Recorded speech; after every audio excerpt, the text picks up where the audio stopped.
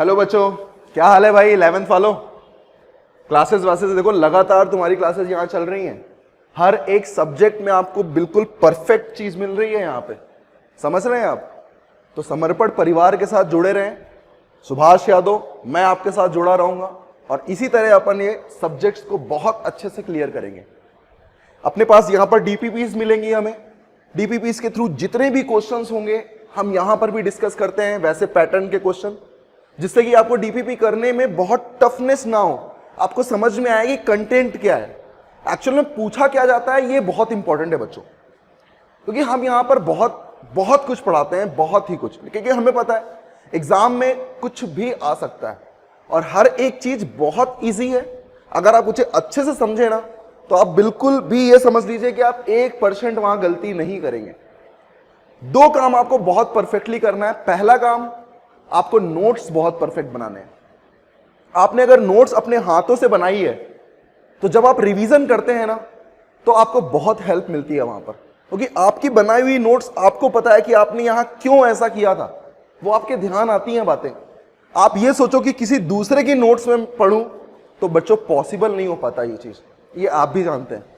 और दूसरी चीज, आप कभी भी लेक्चर्स को पढ़ें ना, लेक्चर्स को देखें, तो उस लेक्चर्स के बाद जरूर आप थोड़ा सा गैप लें, जिससे कि वो लेक्चर आपके माइंड में थोड़ा सेट हो। ये नहीं कि आपने लेक्चर देखा और तुरंत जुट गए, नहीं, थोड़ा सा उसे एनालिसिस करो, थोड़ा सा उस थ्योरी को रिवाइज करो, कि आपको पता लगे कि यार अगर मैं सर के साथ पढ़ रहा था तो मेरा कोऑर्डिनेशन बहुत अच्छा था, लेकिन अब मैं वीडियो बंद करके क्वेश्चंस कर रहा हूं, तो मेरा कोऑर्डिनेशन और मेरा ध्यान कहीं ना कहीं क्या हो रहा है, भटक रहा है। समझ रहे हो? तो चीजों को समझो और तब अपन जो काम करते हैं ना, तो बहुत परफेक्ट होता है। और बच्चों, आपको पता है प्लानिंग बहुत जरूरी है। आप किसी चीज को प्लान करोगे, उसे एग्जीक्यूट करना आपको पता है कि कब किस पोजीशन पे, किस कदम पे आपको क्या करना है। लेकिन आप कोई चीज प्लान नहीं करोगे, रैंडमली कोई चीज करोगे, तो रैंडमली हमेशा आपको पता है चीजें रह जाती हैं। और बच्चों, यहां पर हम कोई रियायत नहीं कर सकते, किसी भी चीज में कोई रियायत नहीं कर सकते बच्चों। तो ये चीज आप ध्यान रखो कि बढ़िया से बढ़िया पढ़ाई करो, बढ़िया से बढ़िया खाना खाओ और बढ़िया से बढ़िया सेफ रहो, क्योंकि आजकल जो बीमारी फैली हुई है, इससे हमें बहुत ध्यान देना है बच्चों। ठीक है? तो चलो अपन पुरानी बातें पे आते हैं। ये तो रही आपके समझाने वाली बात, आप इसको हमेशा ध्यान रखें बच्चों। तो अब हम शुरू करने वाले हैं बच्चों। यहां पर आपने कल पढ़ा था मेसोमेरिक इफेक्ट को बहुत डीपली, कि कैसे हम मेसोमेरिक इफेक्ट को समझ रहे थे, कैसे हम मेसोमेरिक इफेक्ट को अप्लाई कर रहे थे। इन सब चीजों को हमने यहां पर सीखा था। क्लियर बात है? लेकिन यार अपन मेसोमेरिक पढ़ रहे थे, उसका यूज एक्चुअल में आपको प्रीवियस लेक्चर में समझ में आ गया होगा कि भाई वहां पर इंडक्टिव इफेक्ट था। इंडक्टिव इफेक्ट भी इलेक्ट्रॉन डोनेट कर रहा था। मेसोमेरिक है, ये भी इलेक्ट्रॉन डोनेट और विड्रॉइंग फैक्टर शो कर रहा है। बस फर्क इतना है बच्चों कि वहां पर सिग्मा बॉन्ड के थ्रू हो रहा है और यहां पर पाई बॉन्ड और रेजोनेंस के थ्रू यहां पर इलेक्ट्रॉन मूव कर रहा है। इलेक्ट्रॉन मूव करने की जो डायरेक्शन है, वो आपको हमेशा पता है कि कहां से कहां होती है बच्चों, less electronegative to more electronegative. Clear है बात? फिर अपन ने उसके क्वेश्चंस किए थे, अपने बहुत एप्लीकेशन यहां पर किए थे कि कैसे हम पॉजिटिव की स्टेबिलिटी निकाल रहे हैं with the help of resonance, and negative की स्टेबिलिटी निकाल रहे हैं with the help of resonance. Clear? बात वही है, पॉजिटिव है तो वो खाली होगा, बिल्कुल एम्प्टी होगा, और किसी भी खाली चीज को अगर न्यूट्रल होना है तो बच्चों उसे इलेक्ट्रॉन एक्सेप्ट करने पड़ेंगे, या मैं कह सकूं उसे इलेक्ट्रॉन डोनेट करने वाले ग्रुप्स प्रेजेंट होने चाहिए। क्या सही बात है? अगर मान लीजिए ग्रुप डोनेट करने वाले नहीं है, विड्रॉइंग फैक्टर शो करने वाले हैं, तो विड्रॉइंग फैक्टर शो कर रहे हैं तो वो कम से कम करें, क्योंकि कोई चीज खाली है यार, अब उसे मैं और खाली नहीं कर सकता। उसे मैं और ज्यादा खाली करूंगा तो बेचारा कहां जिएगा या मरेगा भाई, ये तो बताओ। समझ आ रही बात? तो ये चीज हमें हमेशा ध्यान रखनी है बच्चों। क्लियर? फिर दूसरी बात यह आती है कि अपन ने नेगेटिव की स्टेबिलिटी सीखा था, तो नेगेटिव में भी सेम वही कॉन्सेप्ट है। क्या कॉन्सेप्ट है मुझे बताएं जरा। नेगेटिव क्या होता है? फुलफिल होता है, और फुलफिल चीज को एक्सेस में इलेक्ट्रॉन नेगेटिव हमें दिखा रहा है कि मेरे पास एक्सेस में इलेक्ट्रॉन है। अगर मुझे न्यूट्रल होना है तो मुझे इलेक्ट्रॉन रिलीज करने पड़ेंगे, या मैं ये कहूं रिलीज करने वाले या विड्रॉइंग ग्रुप हमारे पास अटैच होने चाहिए। क्लियर बात है? फिर अपन ने मेसोमेरिक में मेन एक बहुत इंपॉर्टेंट बात की थी कि मेसोमेरिक फैक्टर ऑर्थो पोजीशन और पैरा पोजीशन पे ही अप्लाई होता है। कभी भी मेटा पोजीशन पे मेसोमेरिक अप्लाई नहीं होता है। अगर मेटा पोजीशन पे कोई ग्रुप लगा है तो वो सिर्फ और सिर्फ इंडक्टिव शो कर सकता है, या तो वो प्लस आई शो कर सकता है या तो वो माइनस आई शो कर सकता है। लेकिन अगर कोई ग्रुप ऑर्थो और पैरा पे लगा है तो अगर वो रेजोनेंस फैक्टर यूज कर सकता है, अगर वो रेजोनेंस फैक्टर अप्लाई कर सकता है तो वो करेगा। अगर वो रेजोनेंस फैक्टर अप्लाई नहीं कर सकता है तो वो नहीं करेगा। क्या सिंपल सी बात समझ में आती है? तो चलिए यहां पर मेन अगर 2-3 बातें मैं लिखना चाहूं तो मैं लिख सकता हूं कार्बोकैटायन स्टेबिलिटी के लिए मैं कह सकता हूं direct proportional to plus I plus H and plus M. क्या सही बात है? इनमें जो भी फैक्टर अप्लाई होगा आप वो अप्लाई करेंगे। और हमें हमेशा बताया गया है mesomeric factor, hyper conjugation factor और इंडक्टिव इफेक्ट का ऑर्डर कुछ इस तरीके से होता है। अगर कहीं डोमिनेटिंग फैक्टर रेजोनेंस फैक्टर है तो वो रेजोनेंस फैक्टर जरूर वहां डोमिनेट करेगा। क्लियर बात समझ में आती है? इसी तरीके से मैं कह सकता हूं कि कार्बोकैटायन को हमेशा डोनेटिंग ग्रुप चाहिए।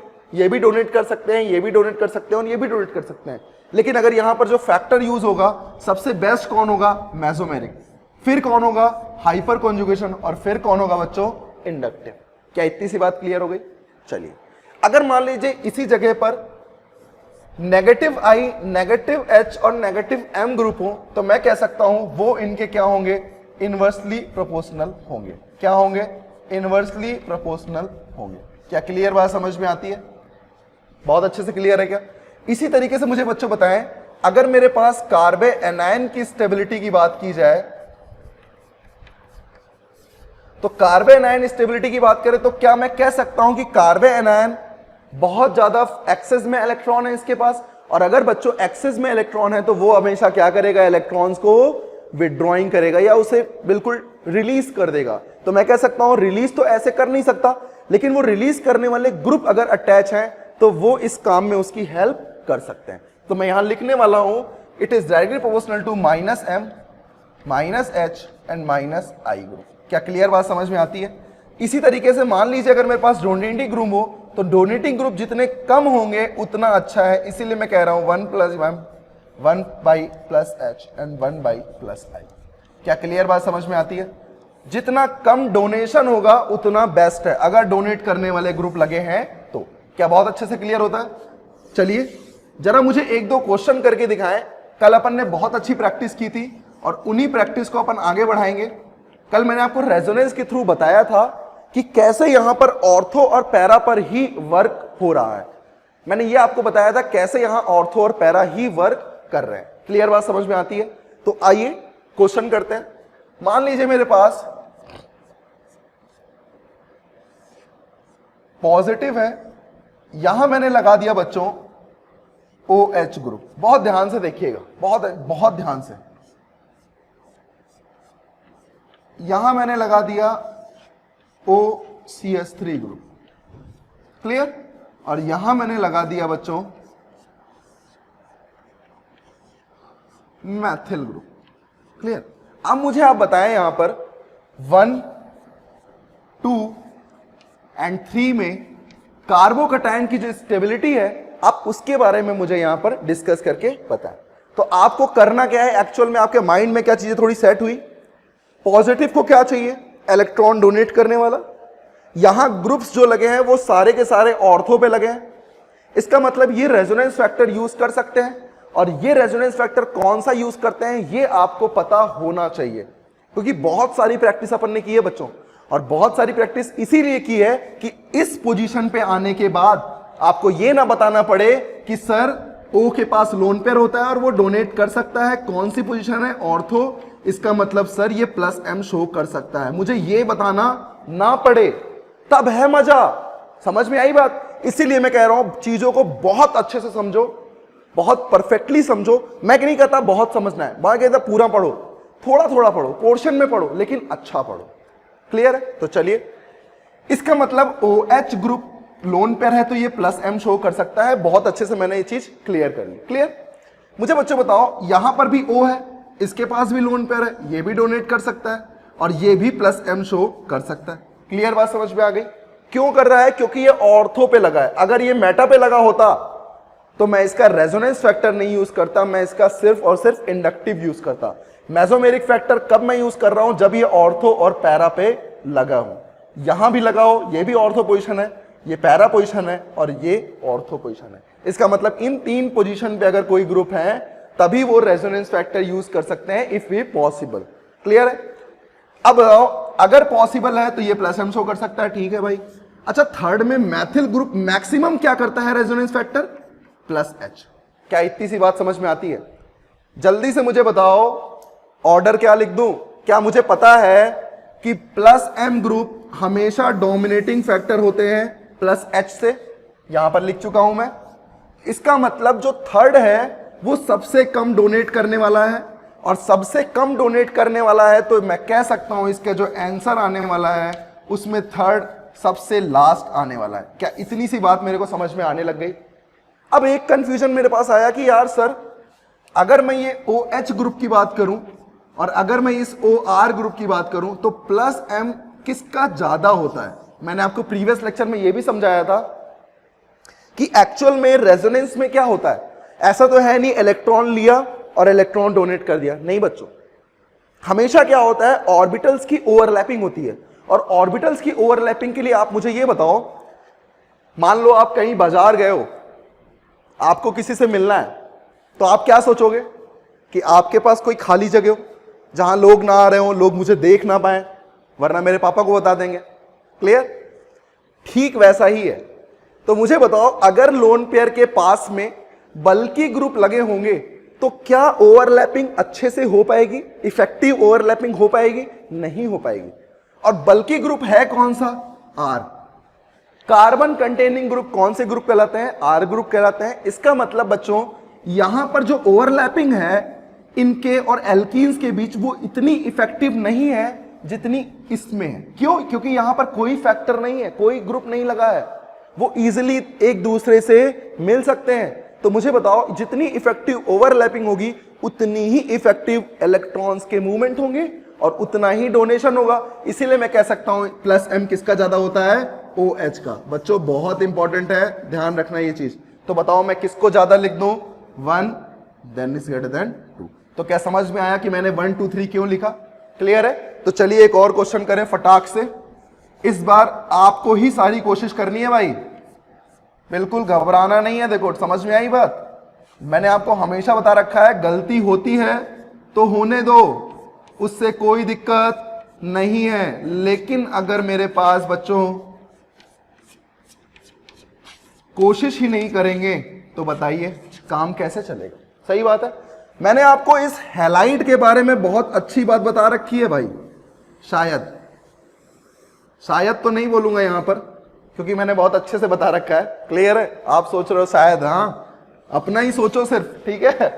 तो समझो मेरी बात को, ये बताओ कि हैलाइड हमेशा क्या शो करता है? क्या मैंने आपको बता रखा है?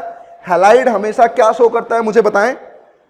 बहुत बढ़िया, -I, क्योंकि इसकी इलेक्ट्रोनिगेटिविटी इतनी ज्यादा होती है कि ये इसके प्लस M को डोमिनेट कर देती है। इसका मतलब हैलाइड कहीं भी आएगा तो मैं इसको क्या बोलूंगा? -I। क्या बोलूंगा? -I। क्या बोलूंगा? -I।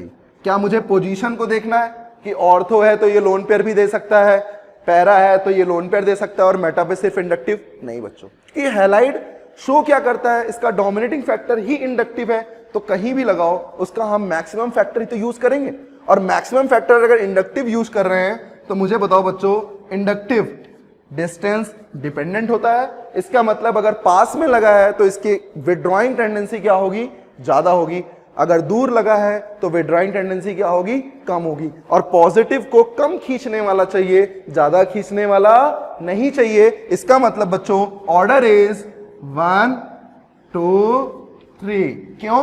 क्योंकि 1 बहुत दूर लगा है, 2 थोड़ा सा पास है, और ये तो भाई साहब बगल में ही बैठा हुआ है। क्लियर? चलिए नोट कर लीजिए इसे।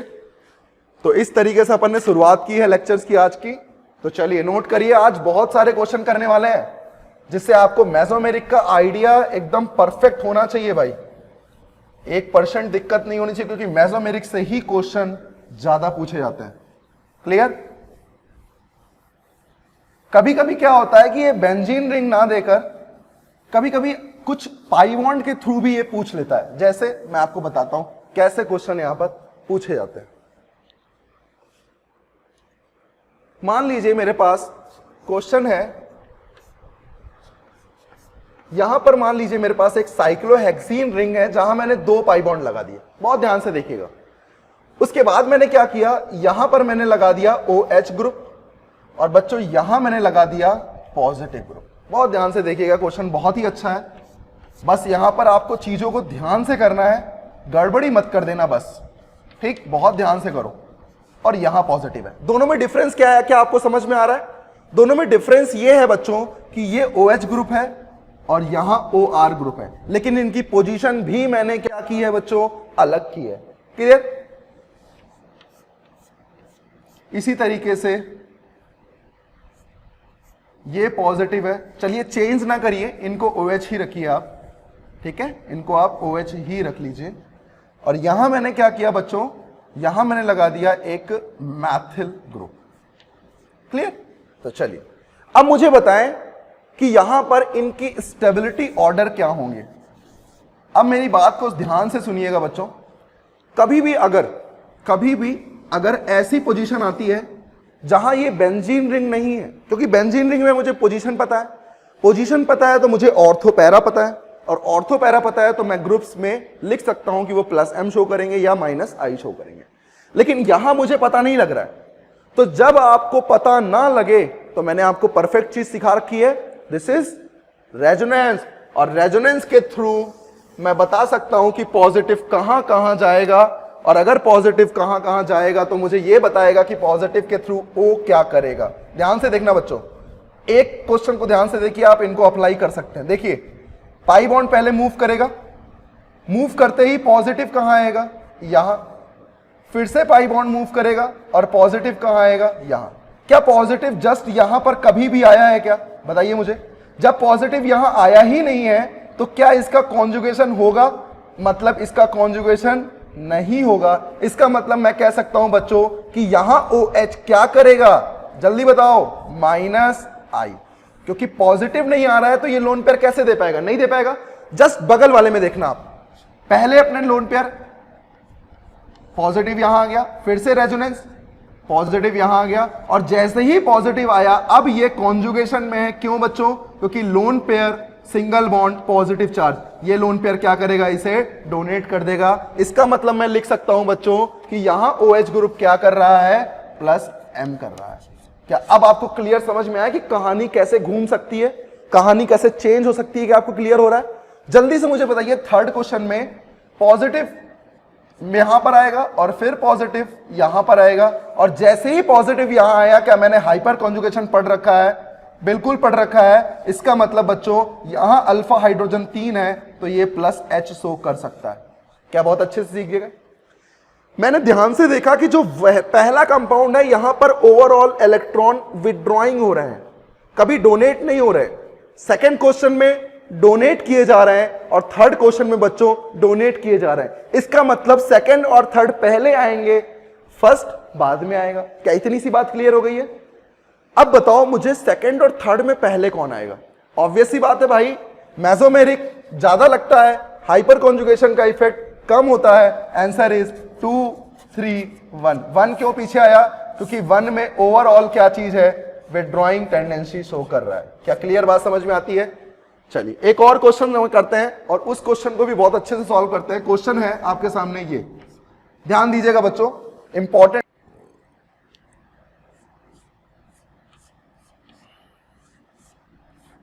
और ये है तीसरा ऑप्शन, ठीक है। मुझे ये बताना है बच्चों, स्टेबिलिटी ऑफ कार्बोकैटायन। क्या पूछा है मैंने? Stability of carbocation. जल्दी से मुझे बताओ स्टेबिलिटी ऑफ कार्बोकैटायन कैसे देखोगे? तो यहां पर एक अभी आप कॉन्सेप्ट भी सीखने वाले हो, बहुत अच्छे से करो, ध्यान दो कि क्या क्या डिफरेंस है, और डिफरेंस आपको बहुत अच्छे से क्लियर समझ में आएगा कि ये डिफरेंस है और इस डिफरेंस से ये चीजें हो सकती है। क्लियर? आपको ये चीजें वहां पर समझ में आएंगी। तो जल्दी से मुझे बताओ, पहले क्वेश्चन में क्या रेजोनेंस जो हो रहा है वो यहां पर आएगा और फिर यहां आएगा और फिर यहां आएगा। क्या ये रेजोनेंस पूरा पूरा यहां तक कर रहा है? सही बात है क्या? बहुत ज्यादा रेजोनेंस है, और जितना ज्यादा एक्सटेंट ऑफ रेजोनेंस होता है बच्चों, उतनी ज्यादा एनर्जी रिलीज होती है, और कंपाउंड में जितनी एनर्जी रिलीज होगी कंपाउंड स्टेबिलिटी की तरफ बढ़ जाएगा। इसका मतलब पहले वाले में रेजोनेंस बहुत एक्सटेंट रेजोनेंस हो रहा है, सेकंड वाले में अगर ध्यान दो तो सेकंड वाले में क्या हो रहा है बच्चों? सिर्फ यहीं तक रेजोनेंस हो रहा है, और थर्ड वाले में बच्चों सिर्फ यहीं तक हो रहा है। इसका मतलब जितना ज्यादा एक्सटेंट ऑफ रेजोनेंस उतनी ज्यादा कार्बोकैटायन की स्टेबिलिटी। इसका मतलब मैं कह सकता हूं स्टेबिलिटी, अगर यहां कार्बे एनायन भी होता तो भी अगर कार्बे एनायन है वो भी जितना ज्यादा रेजोनेंस करेगा उतना ज्यादा एनर्जी रिलीज होगी, क्योंकि कोई ग्रुप तो लगा नहीं है। तो मैं लिख सकता हूं stability of carbocation and carbanion is directly proportional to extent of resonance. क्या लिख सकता हूं? Extent of resonance. तो ये बात भी आप ध्यान रखोगे। समझ में आती है? क्लियर? अभी आपको बहुत अच्छे से क्लियर होगा। कॉन्सेप्ट जितने बढ़ते जाएंगे ना उतना अच्छे से आपको ये क्लियर होता जाएगा। तो चलिए नोट कर लीजिए दोनों क्वेश्चन, बहुत अच्छे क्वेश्चन है ये। तो इस तरीके से हमने ये देखा कि कैसे हम कार्बोकैटायन की स्टेबिलिटी रेजोनेंस के थ्रू देख पा रहे हैं। क्लियर है? चलिए वीडियो को पॉज कर लिया करें आप, वीडियो पॉज करके आप यहां पर इसको नोट कर सकते हैं, चीजों को समझ सकते हैं। क्लियर? बहुत फास्ट मैं नहीं पढ़ा रहा हूं क्योंकि यहां पर देखने वाले बहुत सारे लोग हैं बच्चों, इसलिए उनके हिसाब से मुझे यहां पर काम करना पड़ता है। क्लियर? आपको भी आराम से ही पढ़ना है, क्योंकि आपको पता है मैंने हमेशा बता रखा है चीजें आराम से पढ़ो, अच्छी पढ़ो, और एकदम एक बार में पढ़ो कि परफेक्ट है, पढ़ लिया तो पढ़ लिया, खत्म। क्लियर? चलो और क्वेश्चन करते हैं, और अच्छे अच्छे क्वेश्चन करते हैं। चलो, पॉजिटिव लगा दिया, यहां NH2 ग्रुप लगा दिया, पॉजिटिव लगा दिया, यहां मैंने OH ग्रुप लगा दिया, पॉजिटिव लगा दिया, यहां मैंने Cl ग्रुप लगा दिया, और पॉजिटिव लगा दिया, यहां मैंने मैथिल ग्रुप लगा दिया। चलो इन चारों में कंपेयर करो कार्बोकैटायन की स्टेबिलिटी। आपको हर एक पॉइंट बहुत अच्छे से आता है बच्चों, ये मैं कॉन्फिडेंस से कह सकता हूं। तो आप अच्छे से क्वेश्चन करो और कार्बोकैटायन की स्टेबिलिटी बताओ। मैं दूसरा क्वेश्चन यहां लिखता हूं, इसे आप ट्राई करें, फिर अपन दोनों क्वेश्चन को डिस्कस करेंगे। ठीक है ना? ट्राई करें बच्चों, इसे आराम से ट्राई करें, ग्रुप्स को देखें और कंपेयर करें कि कौन ज्यादा इलेक्ट्रॉन डोनेट करेगा, कौन कम इलेक्ट्रॉन डोनेट करेगा, किसकी मेसोमेरिक पावर ज्यादा होगी। ये सब आपको यहां पर क्लियर करना है। तो चलिए क्लियर करिए बच्चों आराम से। यहां पर सेकंड क्वेश्चन मैं आपको यहां पर लिख रहा हूं, इसे आप सॉल्व करें।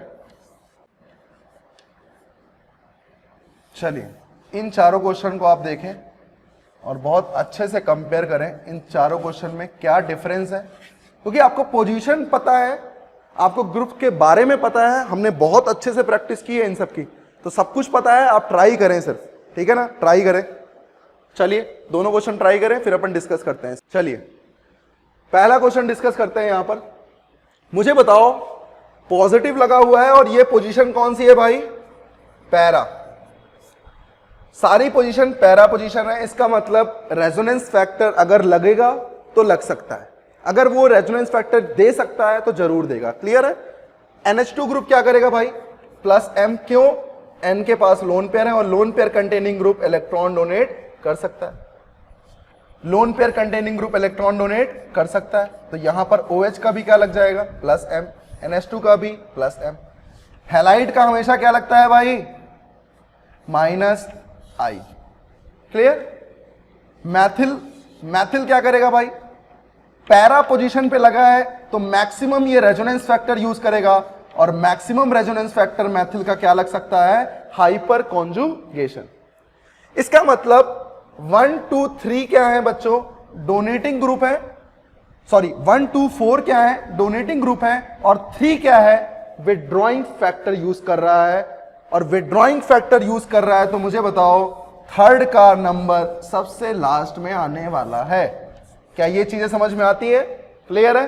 अब मुझे बताओ पहले, दूसरे और चौथे में क्या फोर्थ की डोनेटिंग टेंडेंसी सबसे कम होगी क्योंकि वो हाइपर कॉन्जुगेशन यूज कर रहा है? इसका मतलब फोर्थ जो होगा वो थोड़ा पहले आ जाएगा। क्लियर? लेकिन अगर 1 और 2 की बात करें तो 1 और 2 में क्या होगा? ध्यान से देखो जरा यार, 1 और 2 में अगर मुझे पता चले तो 1 भी इलेक्ट्रोनेगेटिव 1 भी लोन पेयर क्या कर रहा है? डोनेट कर रहा है, और 2 भी इलेक्ट्रॉन क्या कर रहा है? डोनेट कर रहा है। इसका मतलब क्या फर्स्ट में इलेक्ट्रॉन डोनेट करने की टेंडेंसी ज्यादा है या सेकंड में?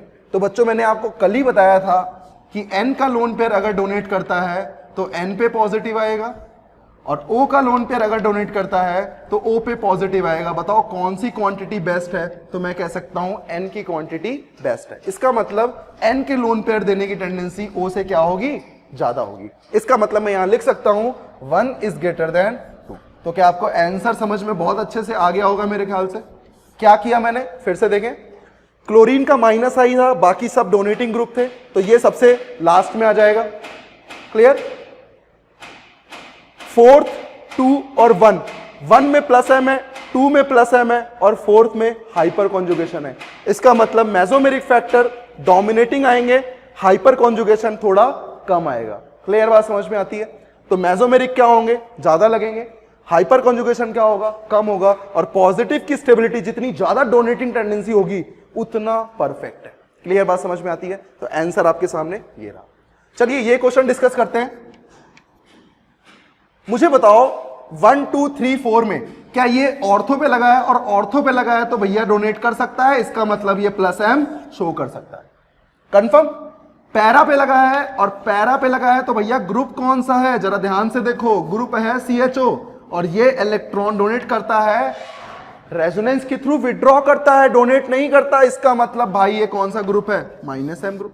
पैरा पे लगा है, ये भी पैरा पे लगा है, इसका मतलब ये डोनेट करने की टेंडेंसी है। और पैरा पे मैक्सिमम डोनेशन क्या हो सकता है रेजोनेंस फैक्टर से? हाइपर कॉन्जुगेशन, क्योंकि मैथिल ग्रुप है। अच्छा ये कहां है? मेटा पे है, और मेटा पे हमेशा इंडक्टिव लगता है, इसका मतलब मैंने इसको रख दिया +I। क्या सारे पॉइंट समझ में आए? अब आपको सिर्फ कंपेयर करना है। मुझे देख के बताओ कौन सबसे ज्यादा डोनेट कर सकता है? जो सबसे ज्यादा डोनेट करेगा वो है फर्स्ट, क्योंकि ये मेसोमेरिक से शो कर रहा है, बाकी हाइपर कॉन्जुगेशन से डोनेट कर रहे हैं और इंडक्टिव से डोनेट कर रहे हैं। इसकी तो बात पूछो ही मत, क्योंकि ये तो भाई साहब खींच रहा है, बाकी सब तो डोनेट कर रहे हैं। इसका मतलब फर्स्ट तो सबसे पहले आएगा। क्लियर? बताओ मुझे 2 और 3 में ये क्या है? हाइपर कॉन्जुगेशन डोनेट कर रहा है, ये विड्रॉ कर रहा है, और ये भी डोनेट कर रहा है। इसका मतलब ये पहले आएंगे और ये सबसे लास्ट में आएगा, क्योंकि ये सिर्फ और सिर्फ विड्रॉइंग फैक्टर यूज कर रहा है। इसका मतलब जो 2 है वो सबसे लास्ट में आएगा। 3 और 4 में बच्चों ये हाइपर कॉन्जुगेशन से डोनेट कर रहा है। हाइपर कॉन्जुगेशन से डोनेट करना ज्यादा पॉसिबल, ज्यादा अच्छा है कंपेयर टू इंडक्टिव। इसका मतलब किसके ज्यादा चांसेस हैं डोनेट करने के? वो है 3 और बाद में। तो क्या आपको ये आंसर समझ में आया? तो चलिए बच्चों नोट करें इसे, बहुत इजी क्वेश्चंस हैं, कॉन्सेप्ट्स आपके बढ़िया से क्लियर होने चाहिए। क्लियर? इसी तरीके से चलिए आगे पढ़ते हैं, और आगे अपन को पॉजिटिव में एक अच्छा क्वेश्चन है, और वहां आपको थोड़ी सी दिक्कत भी होगी, और उसी दिक्कत को अपन दूर करेंगे। बस आपको ध्यान अच्छे से देना है, जितना बढ़िया से ध्यान दोगे उतना बढ़िया से क्लियर होगा। 2 क्वेश्चन दे रहा हूं और दोनों क्वेश्चन बहुत अच्छे हैं। फिर अपन सीखेंगे नेगेटिव की स्टेबिलिटी, जो कि बिल्कुल इसी तरीके से है, बस चीजों को सोचना है बच्चों। ये है 1 2 3 एंड 4। जल्दी से मुझे 1 2 3 4 में कार्बोकैटायन की स्टेबिलिटी का ऑर्डर बताएं। इसी तरीके से एक और क्वेश्चन है। अब मैं क्या कर रहा हूं? सारे हैलाइड यूज कर रहा हूं, और बहुत ध्यान से देखिएगा, जब सारे हैलाइड यूज करते हैं तो उनका फैक्टर क्या यूज कर सकते हैं, क्योंकि ये क्वेश्चन एक बार जेईई में पूछ चुका है और बहुत इंपॉर्टेंट क्वेश्चन है बच्चों ये, iodine. Clear? This is 1, this is 2, this is 3 and this is 4। जल्दी से मुझे इन चारों की स्टेबिलिटी बताएं। ये दोनों क्वेश्चन अपन डिस्कस करेंगे और इन दोनों क्वेश्चंस को बहुत अच्छे से क्लियर करेंगे। पहले क्वेश्चन की बात करते हैं। क्या पहले क्वेश्चन में सारे जो ग्रुप लगे हुए हैं क्या वो पैरा पोजीशन पे हैं? और बच्चों पैरा पोजीशन पे कौन सा इफेक्ट लगता है जो मैक्सिमम लग सकता है, विच इज हाइपर कॉन्जुगेशन। और ये हाइपर कॉन्जुगेशन कितने अल्फा को कंटेन कर रहा है बच्चों, तो मैं कह सकता हूं यहां पर कितने अल्फा हाइड्रोजन है, 3 अल्फा हाइड्रोजन है। कैसे, एल्कीन पॉजिटिव यहां आएगा और पॉजिटिव के थ्रू कितने हाइड्रोजन यहां है, 3, इसीलिए मैंने क्या लिखा, 3 अल्फा हाइड्रोजन। आप इंडक्टिव क्यों नहीं लगा रहे हो, क्योंकि इंडक्टिव मिनिमम फैक्टर है, हाइपर कॉन्जुगेशन उससे अच्छा फैक्टर है, तो मैं हमेशा अच्छा फैक्टर यूज करूंगा। सही बात है। चलिए सेकंड की बात करते हैं। सेकंड में अल्फा कितने, ध्यान दो, मैथिल ग्रुप लगने की वजह से अल्फा कितने हो गए, 2। इसका मतलब क्या मैं कह सकता हूं कि यहां पर जो हाइपर कॉन्जुगेशन है वो 2 अल्फा हाइड्रोजन का है। वैसे ही यहां पर बताएं कितने हाइड्रोजन है, हाइपर कॉन्जुगेशन है लेकिन 1 अल्फा हाइड्रोजन। और यहां हाइपर कॉन्जुगेशन क्यों नहीं लगेगा, क्योंकि भाई साहब यहां अल्फा हाइड्रोजन ही नहीं है, तो बताओ पार्शियल रेजोनेंस करेगा किसके साथ। इसका मतलब यहां पर सिर्फ और सिर्फ इंडक्टिव फैक्टर लगेगा। क्लियर बात है। हाइपर कॉन्जुगेशन अच्छा फैक्टर है, डोमिनेटिंग फैक्टर है कंपेयर टू इंडक्टिव। इसका मतलब 1 2 3 पहले आएंगे, 4 सबसे बाद में आएगा। अब 1 2 3 में पहले कौन आएगा, जितने ज्यादा अल्फा हाइड्रोजन उतनी ज्यादा कार्बोकैटायन की स्टेबिलिटी। आपने ये चीजें सीख रखी है। Answer is 1 2 3 4। समझ में आया 4 क्यों बाद में आया, क्योंकि वहां सिर्फ और सिर्फ इंडक्टिव लग रहा था। अब बात आती है यहां पे, बहुत अच्छा क्वेश्चन है, इसे बहुत इंपॉर्टेंट क्वेश्चन लिख लें, क्योंकि यहां पर बच्चों से गलती क्या होती है मैं आपको बताऊंगा। होता क्या है कि मान लीजिए यहां फ्लोरीन है, क्लोरीन है, ब्रोमीन है, आयोडीन है, ठीक। अभी यहां पर जब हैलाइड के साथ मैं अलग ग्रुप को ले रहा था, जैसे मान लीजिए मैं यहां पर हूं, मैं यहां पर आया और मेरे सामने 4 सेम टाइप के लोग मुझसे मिले, तो जो चारों की टेंडेंसी होगी या तो चारों डोनेट करेंगे या तो चारों विदड्रॉइंग टेंडेंसी यूज करेंगे। अगर चारों डोनेट कर सकते हैं, मुझे जरूरत है, तो क्या वो डोनेट नहीं करेंगे, बिल्कुल डोनेट करेंगे। लेकिन अगर मान लीजिए चारों अलग अलग हैं, तो वो अपनी बेस्ट प्रॉपर्टी, अपनी बेस्ट प्रॉपर्टीज को शो करेंगे। इसका मतलब जो मेसोमेरिक कर सकता है वो मेसोमेरिक करेगा, जो इंडक्टिव कर सकता है वो इंडक्टिव करेगा। तो अगर हैलाइड एक साथ आते हैं तो बच्चों ये इसको डोनेट कर सकते हैं, पॉसिबल है या नहीं, बिल्कुल डोनेट कर सकते हैं। मैं ये नहीं कह रहा कि वो इसको बहुत ज्यादा डोनेट करेंगे, लेकिन कम से कम डोनेट तो कर सकते हैं। अब बात यह आती है कि डोनेट कौन ज्यादा अच्छे से करेगा। तो मैंने आपको बताया डोनेट करने की यह प्रॉपर्टी नहीं है कि उठाया और दे दिया, नहीं। अभी हमने बात की थी कि डोनेट करने का मतलब होता है ऑर्बिटल की ओवरलैपिंग। और मुझे बताओ, अगर मैं किसी से गले मिलना चाहूं तो जब मेरी और दूसरे की साइज सेम होगी तभी तो मैं गले मिल पाऊंगा। वो छोटा मान लो, ठीक है, अगर मान लो कोई छोटा है कोई बड़ा है, तो वो गले मिल पाएगा क्या, नहीं मिल पाएगा। या बहुत लंबा है और मैं बहुत छोटा हूं, मैं उसके कहां मिल पाऊंगा, नहीं मिल पाऊंगा।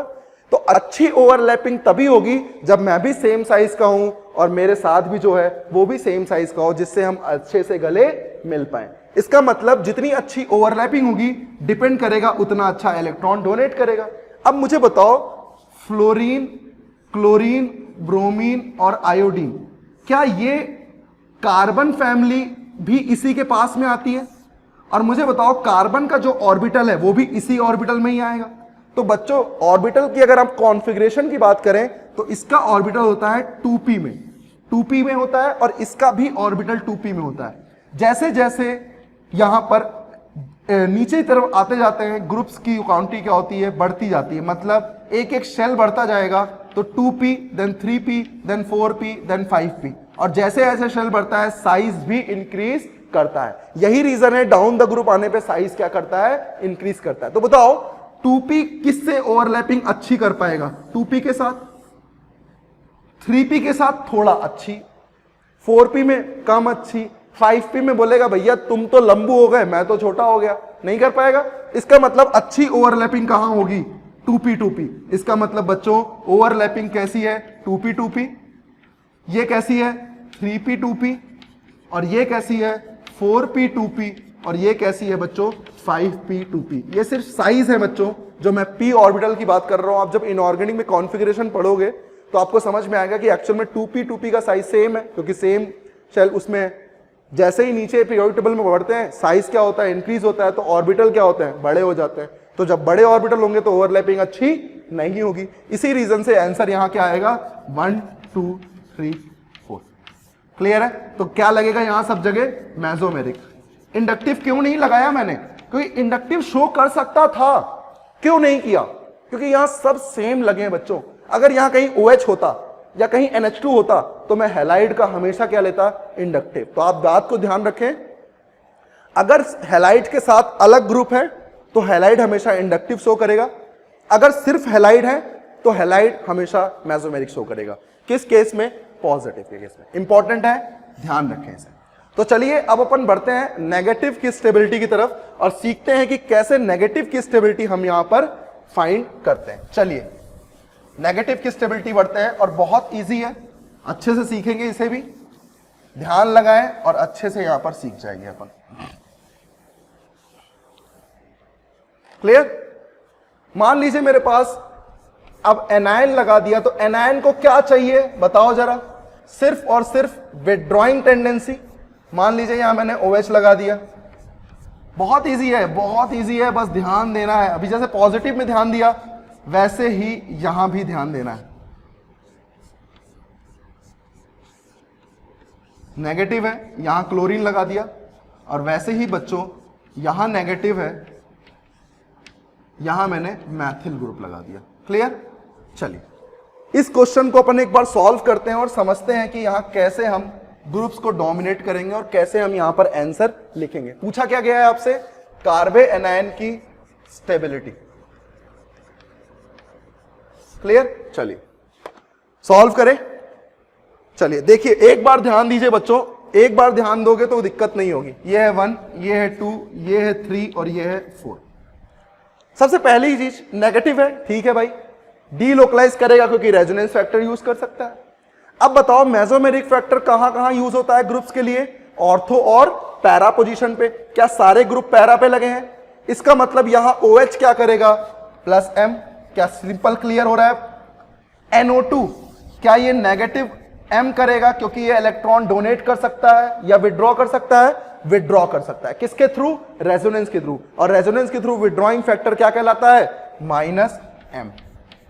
हैलाइड जब सारे चेंज हैं तो हैलाइड अपना मैक्सिमम शो करेगा और वो क्या करेगा? -I। मैथिल मैक्सिमम क्या कर सकता है? +H। क्लियर बात समझ में आ गई होगी मेरे ख्याल से, ये चारों पॉइंट। मुझे बताओ नेगेटिव को चाहिए क्या? नेगेटिव को चाहिए विड्रॉइंग टेंडेंसी। विड्रॉइंग टेंडेंसी मतलब खींचने वाले ग्रुप। बताओ यहां सबसे ज्यादा कौन विड्रॉ करेगा? सेकेंड, क्योंकि ये -M से खींचेगा, ये -I से खींचेगा, ये डोनेट कर रहा है और ये तो बहुत ज्यादा डोनेट कर रहा है। और नेगेटिव में मैंने आपको सिंपल सी कहानी बताई, नेगेटिव के लिए चाहिए क्या होता है? -M -I। और क्या नहीं चाहिए होता है? डोनेट करने की टेंडेंसी नहीं चाहिए होती है। इसका मतलब मुझे बताओ बच्चों, क्या मैं कह सकता हूं कि ये 2 और 3 पहले आएंगे, 1 और 4 बाद में आएंगे? अब बात आती है कि 2 और 3 में पहले कौन आएगा? यार ये मेसोमेरिक से खींच रहा है, ये इंडक्टिव से खींच रहा है, इसका मतलब मेसोमेरिक से खींचने की टेंडेंसी ज्यादा होगी, इंडक्टिव से कम होगी। अब आता है 1 और 4, जब दोनों ही डोनेट करने वाले हैं तो बताओ कम कौन डोनेट करेगा? क्योंकि जो कम डोनेट करेगा, नेगेटिव को क्या चाहिए भाई? कम डोनेट करने वाला। इसका मतलब मैं क्या लिख सकता हूं? 4 जो कि हाइपर कॉन्जुगेशन से करेगा तो कम डोनेट करेगा और 1 ज्यादा डोनेट कर देगा। तो नोट करें और क्वेश्चन अपन यहां करते हैं जिससे कि और क्लियर अपन को यहां पर हो जाए। चलिए नोट कर लें बच्चों। मान लीजिए मेरे पास यहां पर ग्रुप्स लगे हैं, नेगेटिव है, यहां NO2 लगा दिया, नेगेटिव है, यहां मैंने NO2 लगा दिया, नेगेटिव है, और यहां मैंने CHO ग्रुप लगा दिया। CHO ग्रुप का मतलब आप समझते हो अच्छे से, एल्डिहाइड ग्रुप। 1 2 और 3। चलिए प्रैक्टिस करें और मुझे बताएं आंसर क्या आएगा। पूछा क्या गया है? कार्बे एनायन की स्टेबिलिटी इन बिटवीन 1 2 और 3। चलिए सॉल्व करें बच्चों। दूसरा क्वेश्चन मैं यहां लिख रहा हूं, नेगेटिव है और यहां मैंने लगा दिया मैथिल ग्रुप, नेगेटिव है, यहां मैंने लगा दिया ये मैथिल ग्रुप, नेगेटिव है, और मैंने लगा दिया यहां पर CN ग्रुप। पता है CN ग्रुप क्या करता है? अपन ने इसके क्वेश्चन भी कर रखे हैं बच्चों, पता होना चाहिए। एक और क्वेश्चन लिखते हैं, नेगेटिव है, नेगेटिव है और ये नेगेटिव है, 1 2 एंड 3। चलिए तीनों क्वेश्चन करें, तीनों क्वेश्चंस को अपन डिस्कस करते हैं और अपन सीखते हैं कि कैसे अपन यहां पॉजिटिव और नेगेटिव की स्टेबिलिटी अच्छे से सीख चुके हैं। मुझे बताया पहले क्वेश्चन में बहुत क्लियर है, बहुत अच्छे से क्लियर हो रहा होगा। पैरा पे लगा है और पैरा पे NO2 क्या दिखाता है? अपना मेसोमेरिक, और मेसोमेरिक में ये क्या शो करेगा? -M। ये कहां लगा है? मेटा पे, और मेटा पे हमेशा क्या दिखाता है? इंडक्टिव, और ये इंडक्टिव कौन सा शो करता है? -I। सही बात है। रेजोनेंस फैक्टर पैरा पे है, इसका मतलब ये -M शो करेगा। क्या समझ में आई तीनों प्रॉपर्टी? बहुत अच्छे से। 1 और 3 -M से खींचेंगे, 2 -I से खींचेगा। इसका मतलब विड्रॉइंग टेंडेंसी 1 और 3 में क्या है? मैक्सिमम है, और 2 में क्या है? मिनिमम है। इसका मतलब 1 3 पहले आएंगे और 2 बाद में आएगा। अब बात आती है कि इसका -M ज्यादा है या इसका -M ज्यादा है। तो बच्चों मुझे बताओ, NO2 ग्रुप में भी N और O है और यहां कार्बन और O है, तो मुझे बताओ खींचने की टेंडेंसी किसकी ज्यादा होगी? ऑब्वियसली बात है, यहां नाइट्रोजन है और यहां कार्बन है। किसकी? NO2। तो बताएं -M किसका ज्यादा होगा? NO2 का। तो मुझे बताएं आंसर क्या आएगा? 1 3 2। क्लियर? नोट कर ले। 1 2 3 जल्दी बताएं। यहां पर क्या +H लिख दूं बिना पूछे आपसे? बिना पूछे +I लिख दूं और -M लिख दूं, क्योंकि ये CN है तो इलेक्ट्रॉन विड्रॉइंग करेगा, पैरा पोजीशन है। अब मेरे ख्याल से आपको कहानी बहुत अच्छे से क्लियर हो गई होगी। डोनेटिंग टेंडेंसी पीछे आएंगे, विड्रॉइंग टेंडेंसी आगे आएगा, क्योंकि नेगेटिव है। इसका मतलब 3 सबसे स्टेबल है। अब इन दोनों में डोनेट कर रहा है, बताओ कम कौन डोनेट करेगा? क्योंकि नेगेटिव को डोनेट करने वाला नहीं चाहिए, कम कौन करेगा? +I। तो आंसर इज 3 2 1। क्वेश्चन ये देखें, नेगेटिव सेम वही, इसमें रेजोनेंस करोगे, कहां तक रेजोनेंस होगा? यहां तक, और फिर कहां होगा? यहां तक। क्या इतनी सी बात समझ में आती है? क्या इसका रेजोनेंस बहुत लॉन्ग हो रहा है? इसका रेजोनेंस सिर्फ और सिर्फ यहीं तक हो पाएगा, क्योंकि इसके बाद कॉन्जुगेशन नहीं है। ध्यान दो, कॉन्जुगेशन नहीं है। क्या इसमें सिर्फ और सिर्फ यहीं तक रेजोनेंस हुआ? यहां कोई रेजोनेंस नहीं है। इसका मतलब बताओ, जितना ज्यादा रेजोनेंस उतनी ज्यादा stability. Answer is 1 2 3। Clear? Note करें। एक बहुत अच्छा क्वेश्चन मैं आपको कराने वाला हूं बच्चों, हमेशा आप ध्यान दीजिएगा। कभी भी अगर मेरे पास नेगेटिव जस्ट डबल बॉन्ड के ऊपर आ जाए, मतलब क्या है बच्चों? तो कभी भी बच्चों ये रेजोनेंस में पार्टिसिपेट नहीं करता, मतलब यहां रेजोनेंस नहीं होगा। ठीक? Resonance is not possible, is not possible, क्योंकि ये क्या है बच्चों? लोकलाइज्ड है। यहां कोई डीलोकलाइजेशन है ही नहीं। कहां डीलोकलाइज करेगा? डीलोकलाइज करेगा भी तो ये बॉन्ड तोड़ना पड़ेगा। इसका मतलब रिंग टूट जाएगी, और रिंग टूटना अच्छी बात नहीं होती। स्टेबिलिटी गेन नहीं होगी, स्टेबिलिटी टूट जाएगी, खत्म हो जाएगी। सिंपल। तो ध्यान रखना बच्चों, अगर कभी भी नेगेटिव जस्ट डबल बॉन्ड के ऊपर है, तो जब रेजोनेंस ही नहीं होगा तो क्या कोई मेसोमेरिक, क्या कोई यहां पर हाइपर कॉन्जुगेशन लगेगा? नहीं, सिर्फ और सिर्फ क्या लगेगा? इंडक्टिव। तो मान लीजिए क्वेश्चन इस तरीके से बना के दे दे हमें, तो क्या मैं इसको सोच नहीं सकता? यहां नेगेटिव लगा दिया, यहां पर मैथिल ग्रुप है, यहां नेगेटिव है, यहां मैथिल ग्रुप है, यहां नेगेटिव है, यहां मैथिल ग्रुप है। मुझे बताओ, अगर ये क्वेश्चन है 1 2 3, सॉल्व करके बताओ आंसर क्या आएगा? क्योंकि आंसर दोगे किससे? सिर्फ और सिर्फ इंडक्टिव से। जल्दी बताओ आंसर क्या आएगा? इसी तरीके से अगर मैं नेगेटिव लगाऊं और OH ग्रुप लगा दूं, इसी तरीके से मैं नेगेटिव लगाऊं, सॉरी यहां नहीं, जस्ट रिंग के ऊपर, और यहां OH लगा दूं, इसी तरीके से मैं